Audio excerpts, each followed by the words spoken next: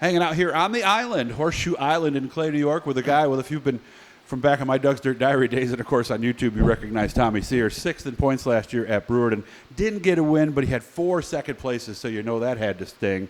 A couple of DNFs, lots of top 5s. The car behind him is the same one that he had last year. He is going through it now. You'll notice, I'll zoom out in a second here and you can see, but there is a big hole where the engine would be. Tommy, how we doing? How's it going, Doug? Good.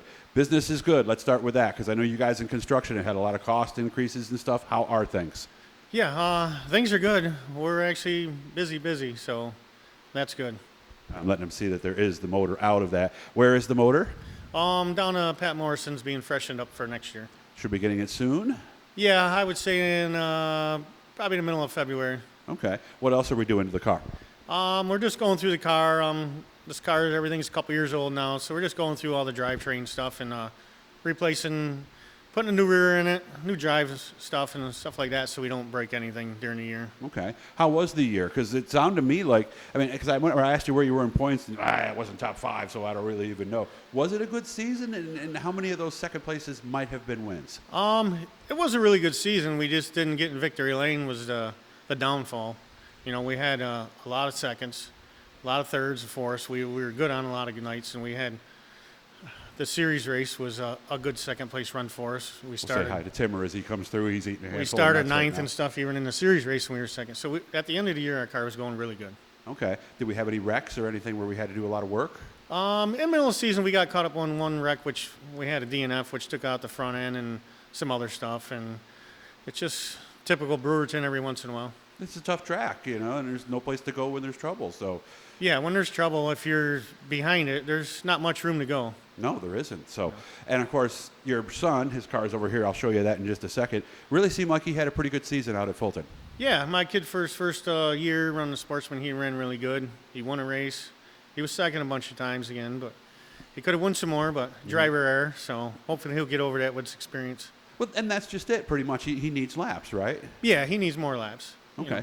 Happy to be a crew chief on Saturday, because was it the second year that you haven't run at Fulton? Yeah, this is the second year I haven't ran at Fulton, but I enjoyed a lot with him and doing it, and we're gonna push him for another night too. So. Oh, really? Friday also? Yeah, we're gonna let him run Fridays to start the season, do back-to-back nights, and see how it goes. It's going to make for a busy Friday for you. Yeah, but we'll work together, because he helps me, so we just have to make sure we're both ready for the features. Okay. And Brewerton, I think, a lot more challenging for a younger driver without a lot of laps. Is that fair to say compared to Fulton? Yes and no. Okay. Fulton, you can just miss a lot of stuff. Brewerton, you can get caught up some stuff if you're not really paying attention, if you're not looking ahead and stuff. Well, I've seen new drivers come in and just have trouble with turn 1 and then getting the exit out of turn 2, because unlike Fulton, you screw up turn 1 and 2 at Brewerton, your whole lap's done. Yes. And I took him over there twice this year here, and he did pretty well over there. So we'll see how he does running regularly. His car looks like it's close, just the body, or? Yeah, we're pretty close on his. We just got to get the seat put back in it and the body on it and stuff. Okay, there you can see Brett's car right there. Of course, you ran Super Dirt Week at the end of the year, didn't finish. How did that go? Our whole week was pretty good. We were. Just the driver messed up in time trials, put us behind. How did he mess up? Yeah, we just driver didn't do his job. So. Oh, so it wasn't a setup issue? No, you no. hit a mark wrong or something? No, or? we changed.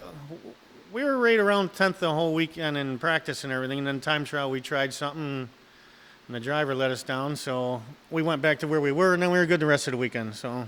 Okay. How much do you beat yourself up in a situation like that? Because I know you're hard on yourself. Well, time trials means a lot in those races there. So if you don't time trial well, you're behind the 8 ball, and it makes for a tough weekend. You're digging yourself out of a hole the whole weekend. Mm-hmm. Ran the last chance qualifier. Where'd you end up there? Yeah, we ended up winning that. Our car was really good, but we just starting so far back. You're just in traffic, and fast guys are in the front, so they're coming quick, and you got to try to get through traffic as quick as you can. I'm remembering this stuff as I was talking to Tommy earlier, because I was down in turn 1 for the big 200. First 30, 40 laps, it was kind of but boy, all of a sudden it looked like it got really racy out there. Is that what it looked like from your place? Yeah, when we first went green, it was a little dusty, and then they went single file on the starts. And then probably lap 30 or 40, they came out and swept the track and did something. And boy, what a change. And the track was really good. Little breakups in the middle of the corners, but it looked like they were still two pretty good grooves all the way around the track. Yeah, you could actually run a couple holes there, but you could run around them and below them. So it was a good racing surface. How were you running before you had a problem? We were actually good. We were just, like I said, we were behind the 8-ball all day. We were just trying to hold the leaders off most of the day, stay on the lead lap, and then we ended up getting a flat driver error, got a flat tire, hit the wall, got a flat tire late in the race. Where'd you hit the wall? Down and coming off of 2. That's where everybody usually clips the wall and ruins the tire and wheel. Yeah, or either that or they just smacked it right down there in turn 1. I saw a few people have Yeah, some pretty heavy impacts, but it just got the tire. It didn't do anything else? It bent up the front end a little bit. It did? Yeah. Okay. Not enough for a clip, though? No, just steering parts. So Oh, okay. wheel so the tire axle, and front axle is really all it did. So it did cost you an axle? Yes. What are they going for now? Well, the big now ones are like 350, 360 Okay. in that area. And you can't straighten them anymore, or does it depend on how bad Depends it on is? how bad it is. And this one was just bad enough? Yeah. All right. How quickly did you make the decision that it wasn't worth it to keep going?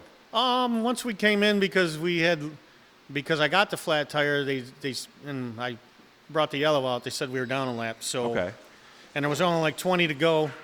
So I thought once we were down a lap that we'd never be able to make it back up again. So Okay. with 20 to go, we wouldn't really made any progress. So it was more that than it was the damage itself? Yes. Okay. Did you think about staying out? If we would have been on the lead lap, we would have stayed out. And it's not worth it to ride it out and maybe move up No, 5, because 10 spots? you can move up 5-8 spots and the money doesn't change hands. Oh, it doesn't. So it's No. not worth it at that point. Right. Laps on the engine, all that Yeah. stuff. So, okay. When do we anticipate having this thing done? We should be done, ready to go in probably early March. Okay. Car show? Not to the car show, but we'll probably be all ready by then. Okay. Still go, though, obviously, to Yeah, we go down there and check stuff out. yeah, You know, maybe have a beverage people. or Yeah. something. Maybe one. yeah, maybe 1 or 2. Yeah, 2 at the very most at that point. But it is fun to get everybody together, and because we see each other so much for about 6-7 months, and then all of a sudden, boom, you don't see anybody. Yeah, and that's why we go, get to see a bunch of people you ain't seen all winter, and get ready to start the season. Super DIRTcar Series races locally, any of them on your calendar right now? Anything, if it's like Brewerton or Fulton, we would probably swing it. Weedsport? Possibly. It'll depend on where we're at with car stuff and how good our stuff is at that time. Do Summerfast maybe, the 3 races back to back to back? Or does it depend on how it's going maybe? That'll be possible, but with all the work and stuff going on, we'll probably just hit 1 or 2 if we can. Yeah, Because then we'll have to get ready for Friday too. Yeah, because So- again, they work for themselves. So if they have to go to a race, there's Yeah. no personal time or vacation time for you to get paid. That costs you No, money. and customers still want their stuff done. Yeah, they're not going to be sitting there. Oh yeah, go ahead, take the week and race. We'll let the back deck sit there undone for a while. So that is just the reality Yeah. of your situation. Super Dirt Week again, obviously. Yes, we're gonna go sat down with Mullen Industrial after the races, and Jerry Fay owns all the stuff, and we'll go one more. He wants to go at least one more year. We'll sit down every year at the end of the year because he's 88 now, and Oh wow. as long as he wants to keep going, we'll keep going for a while, and we'll see what happens year to year from here. Well, it's good to see you. Good luck getting the car back in. The motor's up at Morrison, like we said. He'll have that back very soon. Hit that blue E down there. Subscribe. Turn on the notifications. Like, share, all that good stuff. You always make time for me, man. I appreciate that, and I'll see you again in March, man. All right, Doug, thanks.